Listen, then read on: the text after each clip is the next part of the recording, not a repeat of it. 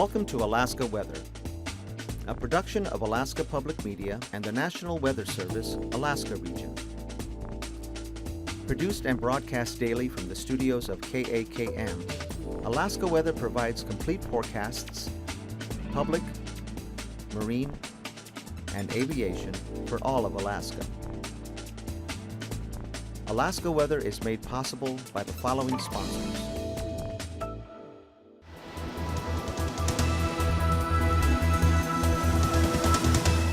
The National Weather Service.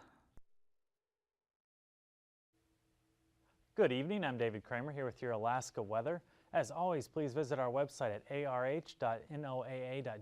Get any updates to our forecast through that means. You can check out any watches, warnings, advisories that we have out there as well. And we do have quite a few out for today. Take a look at those in a little bit. Weather info line is 1-800-472-0391. Get any updates to the forecast through that means as well. And you can follow us both on Facebook and on Twitter. So we'll take a look at those warnings. Starting off down in the southwest part of the state from the Bethel area further to the north, we are seeing a lot of freezing rain conditions that will last through the evening hours, some as late as midnight, and that's going to extend up towards the Galena area with the freezing rain. But then as the precipitation that's causing that freezing rain moves up to the north, we're starting to see that transition over to snow. So we have some snow watches and some advisories out. As we push up into the Seward Peninsula and into the southwestern parts of the Brooks Range, we're looking at snow totals that could get up to 8 to 10 inches in some of those locations. And those are going to be in effect throughout much of the day tomorrow and into tomorrow night. As we start to move off towards the east, we are going to see some blowing snow conditions from the Ambler area all the way out to the east towards Fort Yukon, down along the eastern part of the state towards Northway and into the Fairbanks area. Those are blowing snow conditions that are over the summit. So for the mushers, watch out there. We do have a lot of blowing snow conditions, especially in the higher areas. And then closer towards the Ambler area, some stronger winds through some channel terrain there as well, blowing snow conditions there.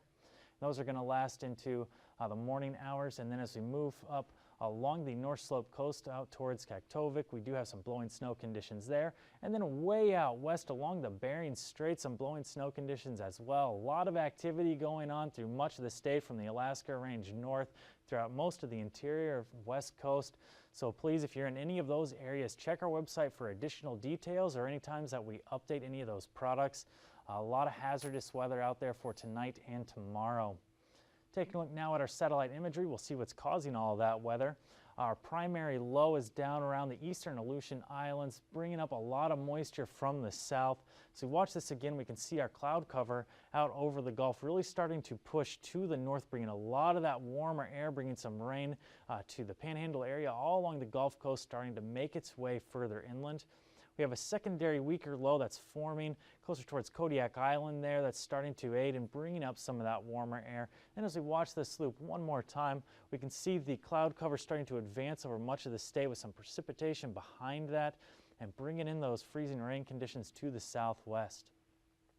So as we look now for our current weather, we can see the frontal system bringing up some warm air ahead of that cold front behind this warm front, and that is starting to bring rain just off the coastline of the Panhandle all the way along the North Gulf Coast throughout much of the south central Kenai Peninsula, Cordova area, but transitioning over to snow as we get into the Valdez and Copper River Basin. Alaska Range also going to see some snow there. Rain and snow mix for this is Sitna Valley, but as we get down into the Cook Inlet area, Kenai Peninsula, rain expected there. Rain expected for Kodiak as well, but as we move out to the southwest, some colder air in place under that warmer air coming in, bringing us some freezing rain potential throughout from the McGrath area down into the YK Delta, and that's going to progress further to the north as we move into the evening hours tonight. Throughout the northern parts of the interior for the remainder of today, not going to see a whole lot of activity, but there is some fog lingering along the Arctic coastline. And then we're seeing some snow along the Bering Strait coast, going to see some blowing snow conditions with that. And then rain out for the eastern Aleutian Islands, Alaska Peninsula, but getting colder as we get further to the west and transitioning that over to snow, with some snow showers expected for the Pribilofs as well. Then as we move into those evening hours, going to stay out west for now. Still going to see some lingering showers out for the western Aleutian Islands, but warming up as we get into the eastern Aleutians. Rain and snow mix there, and then transitioning all the way to rain with that southerly flow coming up from the Pacific, bringing in some rain to Kodiak Island, but still going to see lingering the freezing rain potential throughout much of the southwest, extending now up towards the Galena area, lasting throughout much of the evening. Now we're starting to diminish in the morning, but still could be a threat out there. Then some snow further out to the west of the Seward Peninsula. And as we get into the Brooks Range and further to the north, going to see snow up there. Blowing snow conditions in the southwestern part of the Brooks Range, and then some blowing snow conditions up along the eastern parts of the Arctic coastline. So look out over the rest of the interior. Some of those freezing rain chances starting to push more into the interior, and then down in the Alaska Range, a little higher up there, we're going to see more snow in those areas, and then a rain and snow mix throughout the south central Kenai Peninsula area, extending out toward Valdez, but warmer for Cordova, and then down into the Panhandle. Going to see rain for those locations with some fog developing overnight in the southern parts of the Panhandle. As we move into Tuesday, that rain's starting to push more to the north, leaving some nice conditions for the southern parts of the Panhandle. But that rain pushing now into the Cordova area. Still going to see some snow for Valdez and in the Copper River Basin, and some rain and snow mixed throughout the south central down into the Kenai Peninsula. But the eastern parts of the interior now going to start to clear up. But as we get into the Brooks Range, going to continue to see snow there and blowing snow conditions lingering along the Beaufort Sea coast. Then as we move down into the western part of the state and the western parts of the interior, going to see some snow there, blowing snow conditions off the coastline, but southerly flow continuing to bring a rain and snow mix to the Bristol Bay area and into the YK Delta, and then a rain and snow mix throughout all of the Aleutian Islands. As we move then into Wednesday, our low really starting to diminish now. Things starting to cool back down. We have some snow out over the Pribilof, some snow in for the western Aleutians with another low coming in from the west. Rain and snow mix for the remainder of the Aleutian Islands. Alaska Peninsula, going to see rain there with some more southerly air coming up. With the next system, we can see the frontal system with that approaching. Then we have in the Bristol Bay area rain snow mix, but now even with the southerly flow, things starting to cool down on Wednesday, seeing that snow now down in the YK Delta area out towards Sleep Mute, and then up into western parts of the interior along the west coast, all the way to places to the west of Barrow, from Wainwright down to Point Hope there. But the remainder of the Arctic coastline should be pretty clear in terms of precipitation. Going to see a lot of cloud cover though, and then down through the eastern parts of the interior, going to see some openings in the cloud cover there, but some snow redeveloping as we get down into the south central Matsu Valley, Copper River Delta, and then rain throughout much of the Panhandle with a weak low that's going to sit out in the eastern Gulf of Alaska. Taking a look at our temperatures as of this afternoon. In the Panhandle, for the majority of locations, down around 40 degrees, but Sitka and other places along the Gulf Coast a little bit warmer, 55 for Sitka this afternoon. Along the Gulf Coast, we are going to see temperatures in the lower to mid 40s there, and we saw them in the mid 30s as we get further to inland locations, right at freezing for Glen Allen. Colder at the park, 40, or warmer rather, 43 degrees there, 43 also for Kodiak. But as we move into the interior, in the teens and 20s for most locations, warmer out there at Eagle, 34 degrees, 7 degrees for Arctic Village, 7 also through the pass, and then along the Arctic coastline, we are seeing temperatures below zero, with Dead Horse the coldest, minus 13.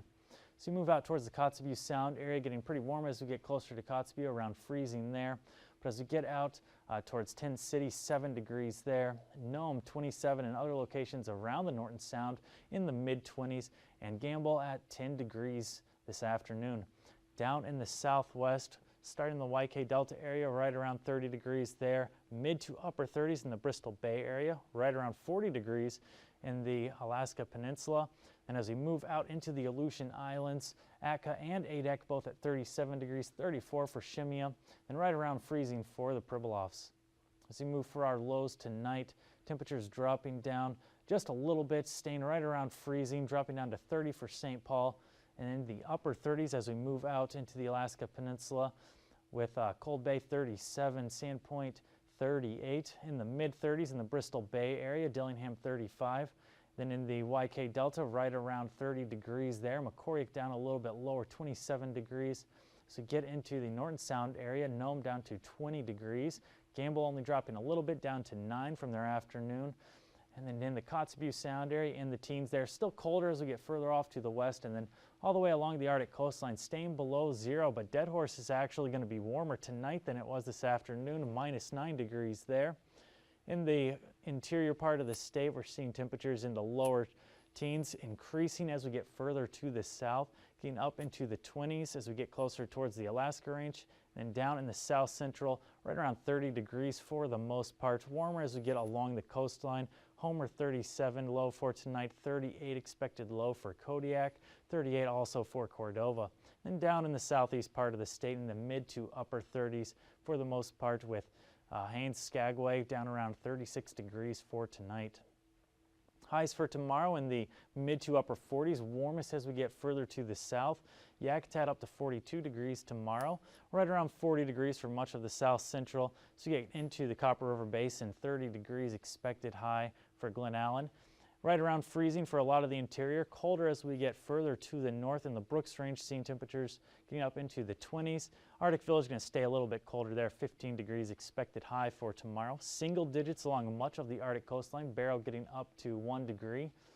And then in the Kotzebue Sound area, right around freezing. Mid-30s as we get into the Norton Sound area, mid-30s for the YK Delta as well. Upper 30s to right around 40 degrees for the Bristol Bay area. King Salmon up to 42 degrees, and up to 40 degrees in the eastern parts of the Aleutians. Only up to around 34 for Shemya, and then St. Paul getting up to 33 degrees. Switching it up, we'll take a look at our aviation forecast. Widespread MVFR conditions with that low pressure system that we have out there, and all that precipitation and low cloud cover coming in, going to drop down to MVFR and IFR all the way along the coastline into the Brooks Range. And as we move along the Gulf Coast with the precipitation coming in from the south, we're seeing MVFR conditions widespread with some IFR conditions mixed in there, especially as we get out to northern parts of the Panhandle. So you look through the passes now, AKwx should be IFR improving to MVFR throughout the day. Adigan Pass will also start off IFR but improve to marginal conditions. Lake Clark and Merrill will both be the same, starting off IFR, improving to MVFR. Rainy Pass, additionally, IFR getting better to MVFR. Windy Pass as well. Isabel Pass should be marginal throughout the day tomorrow. Mentasta will also remain MVFR for tomorrow. Tanita Pass, also MVFR. Portage, MVFR as well. And Chillicothe and White will both be IFR throughout the day tomorrow. As we look down for tomorrow's freezing levels, we can see some warmer air being brought in by that frontal system, bringing in some higher freezing levels out over the Panhandle part of the state, with the surface freezing line running right along the Gulf Coast, going through the southwest part of the state and leaving places along the Alaska Peninsula and much of the Aleutian Islands above freezing for tomorrow. Then as we take a look at our icing for tomorrow, a lot associated with that system that we have moving up into the Bering Sea between 7,000 and 12,000 as we get out over much of the Bering, dropping down to 6,000 to 10,000 as we push out towards the south central. As we move up the western coast, between 6,000 and 10,000 there as well, extending out over much of the Brooks Range. Then as we look down in the Panhandle area, we have above 12,000 feet for those northern locations, extending out from north of Juneau up towards the Haines and Skagway area. Looking at the jet for tomorrow, we have an 85-knot jet coming in from the south over the Panhandle and then exiting out to the west at about 110 knots. Out along the northern Gulf Coast, around 70 knots there, that southwesterly direction, much of the state not affected. But then as we get just off the coastline, we do have 65 knots out of a westerly direction, becoming increasing as we get out over Canada, up to as high as 145 knots there. And then we have another portion of the jet well south of the Aleutian Islands out of a westerly direction, 125 knots. Dropping us down to 9,000 feet, we have our main low pressure, some winds out of a easterly direction, 10 to 20 knots, coming 20 to 25 out of a northerly direction out over the Bering, and then coming back around the low around 15 knots there. Strongest winds, though, on the eastern side of the low out over the southwest, up to as high as 15 knots just to the east of the low. And then as we look out over the remainder of mainland Alaska, southerly flow predominant out of around 30 knots, dropping down to around 20 as we get up along the Arctic coastline, and then down over the Panhandle, 40 knots, dropping down to 35 knots and veering off to the west as we get out over Canada there. Down around 3,000 feet, strong winds continuing out of a southerly direction near the Panhandle, 40 knots, but then dropping down quickly as we get into the Panhandle, around 15 knots there. Out over mainland Alaska, still southerly flow at this level, 15 to 25 knots for much of the area, but getting up pretty strong once again on the eastern side of that low pressure, 50 to 55 knots there out of a southerly direction over the southwest. Then winds circulating around the low, 25 to 30 knots, dropping down over the western Aleutian Islands, but picking back up as we start moving out of an westerly direction back towards the Bristol Bay area, 35 knots there. That'll take us to our turbulence chart. Going to see some turbulence with those stronger winds starting from the eastern Aleutian Islands out into the Bristol Bay area, throughout much of the western interior, down into the Norton Sound area, off the tip of the Bering Strait as well, then up into places of the central and western Brooks Range. Going to see turbulence below 6,000 feet there, lower along the Alaska Peninsula, below 5,000 feet there, and then just off the tip of the Beaufort Sea, we're going to see below 4,000 feet, and then down right along the edge of the Gulf Coast below 5,000 feet by the Panhandle. And we'll be back shortly with the marine forecast.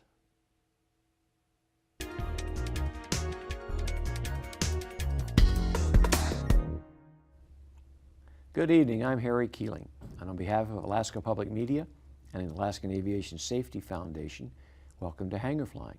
Tonight we're going to welcome back Jim Robinson. Jim is a very experienced pilot with over 20,000 hours, flying everything from C-130s to 737s to his Cessna 182. Last time, Jim was showing us some of the technology available to a GA pilot, and we were looking at what's a program known as ForeFlight, and tonight we're going to look a little bit more detail into some other capabilities. Jim, welcome back. Thanks, Harry. What I have displayed here is a taxi diagram for Anchorage International, and what this is actually a moving map. So this will put a dot where your location is. So it'll show you rolling out on a runway or taxiing around. So let's say you had to go to Anchorage International for maintenance or to clear customs or something like that. This is a very nice thing to have in your airplane, showing you moving around that airport and giving you a detailed description of your taxi route. Now you could also put an instrument approach plate up there and it would do the same thing? Yes, you can put an instrument approach plate and it will track exactly where you are on that approach plate. It'll show you, you're crossing the final approach fix, it's coming to the missed approach point, and it'll even show you flying out on the missed approach. And you can change the magnification just like any of the map pages? Yeah, you can make it a lot more detailed. Wow. If you start getting into this area here where you want to take a look at that. And the interesting thing is that this, if you set it up right in your computer, it's all about the setup, you can take taxi for takeoff, and when you take off above 40 knots, the taxi diagram goes away and goes to your next chart. Really? Like a sectional or a low altitude chart.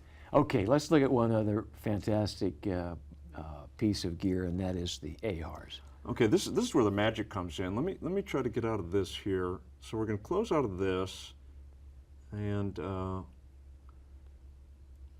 we're going to get to the AHARS, which I got to get out of this. Yeah. Excuse me. I have to look at this.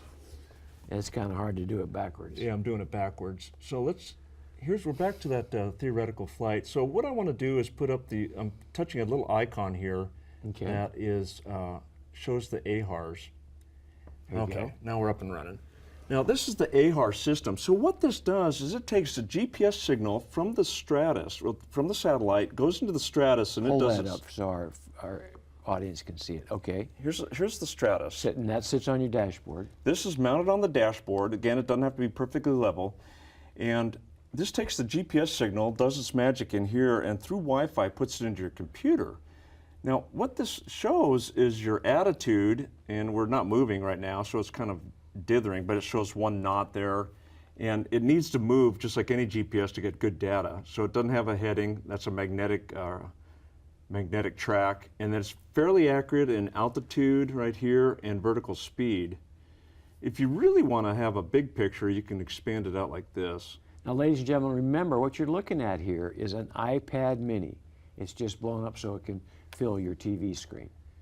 And what ForeFlight has done is there's two things that are going on here. You've got the AHAR system, Attitude Heading Reference System, GPS derived, and I should say this is a reference. The operative word is reference. This is not legal for IFR, but this is an outstanding backup system.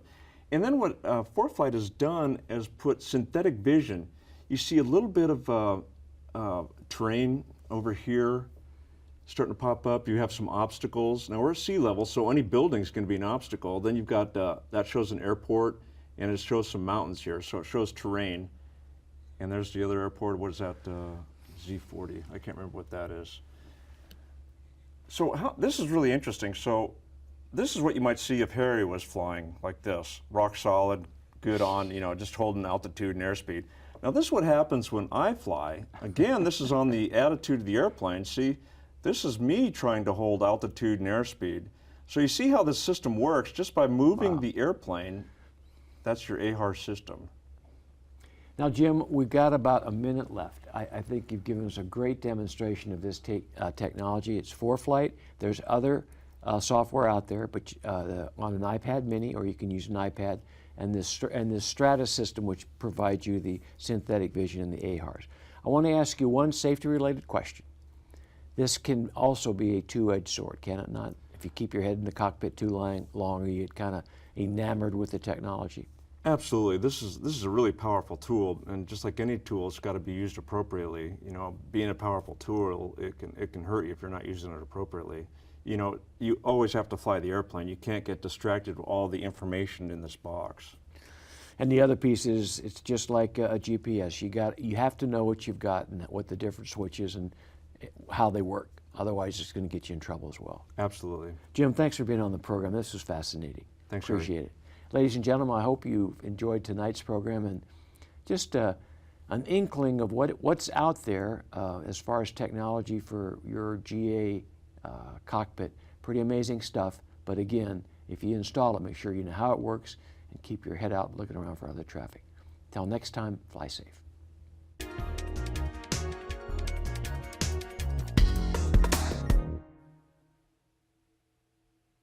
Welcome back for the marine forecast. We'll start off with a quick look at the ice edge. Still not to the Pribilofs yet, and it looks like with what we have going on with that system moving up from the south that it may be a little bit longer, if at all, to get down to the Pribilofs. But we do have that ice pushing off towards the west now more than south. And as we move out towards the Bristol Bay area, that with the warmer temperatures that we're seeing out there, expecting that to diminish. And then as we look out over Cook Inlet, seeing some warmer temperatures in that area as well, starting to push back towards Calgon Island there too. Taking a look now for the southeast part of the state with the main part of the Marines, southeasterly flow up to 25 knots out over the Gulf, then dropping down to 15 to 20 knots in the inside waters, but out of a northerly direction as we get further to the north. And then in Yakutat Bay, out of a northeasterly direction, 10 knots there, seas up to as high as 14 feet in the Gulf.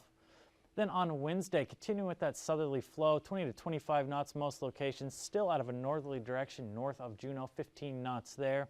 Seas dropping down to 9 to 10 feet out in the Gulf, around 4 feet in the inside waters.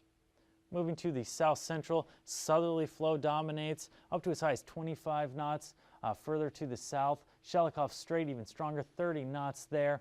And then diminishing as we get into northern parts of Cook Inlet, southeasterly flow, 15 knots there. Taking us into Wednesday, everything diminishing 10 to 15 knots throughout all of the area in the south central, even out in the Gulf. And then seas now 7 to 9 feet, lower out over in the inside waters there around 3 feet. Taking a look now at the Alaska Peninsula, southerly flow 35 knots everywhere, highest seas on the Pacific side 17 feet, dropping down to as low as 2 feet as we get into the Bristol Bay area. Still a lot of ice out there at this time. Then as we move into Wednesday, still kind of a southerly flow, but dropping down 15 knots for most locations, up to as high as 25 knots as we get closer to Sandpoint out of a southeasterly direction there, and seas now down to 8 feet on the Pacific side. Taking a look now out over the Aleutian Islands, a northerly flow out west, 15 to 20 knots there, and then becoming more westerly as we get further off towards the east, up to as high as 30 knots as we get way out there closer to Dutch Harbor. Then on Wednesday, flow switching up, becoming more easterly now, 15 to 25 knots, strongest on the Pacific side. As we move out over the western Aleutian Islands, northerly flow 15 to 20 knots there on Wednesday. Along the west coast of the state, we have primarily northerly flow, anywhere from 15 to 30 knots, strongest up towards the Bering Strait. But as we get south of Nunavik Island, we are seeing southerly flow there, 35 knots, similarly to what we were seeing towards the Bristol Bay area. And then way out west of St. Matthew Island, seeing some freezing spray conditions for tomorrow. As we move in to Wednesday on the west coast, dropping down 15 knots most locations, still pretty strong out of a northerly direction by the Bering Strait, 25 knots there. Seas anywhere from 4 to 5 feet. Along the Arctic coastline, primarily easterly flow, 30 knots, dropping down to 20 knots as we get further off to the west and becoming more northerly, but picking back up to 25 knots as we get closer towards the Bering Strait. All ice covered up along the Arctic coast. And then pretty similar flow pattern on Wednesday out of a northerly direction, 20 to 25 knots out west, becoming more easterly as we get along the Arctic coast, but only around 15 knots on Wednesday. Quick recap out through the state. We have our main low pressure system with a lot of moist southerly flow coming up from the south, bringing in some warmer air as well, and a lot of hazards created with this warm air overrunning into those colder valleys. And we are seeing some freezing rain potential in the southwest part of the state, extending out east and then up towards Galena as well. But as we move out into tomorrow, that's going to transition over to a lot of snow, and then we have some hazards for snow extending up to western parts of the interior, out over the Seward Peninsula, southwestern parts of the Brooks Range. And we have some blowing snow conditions as we get out further to the east, especially over the summits, where we do have some mushers in those areas. And then down in the Alaska range, we have some winds blowing through there, bringing up some strong wind or high wind warnings. So please, if you're in any of those areas, check the website and get any information on the watches, warnings, advisories that we have out, especially for tonight and into tomorrow night. Up along the Arctic coast, though, going to see some blowing conditions way out to the east, and we're going to see some rain coming in from the south for the Panhandle, with some fog further to the south towards Ketchikan. I'm David Kramer. Thanks for being with us. These forecasts are to be used for planning purposes only. Call 1-800-WX-BRIEF for a formal pre-flight briefing. Always file a flight plan before you go flying. The U.S. Coast Guard Auxiliary urges you to leave a float plan with a friend or the harbor master before you go boating. Alaska Weather is made possible by the following sponsors.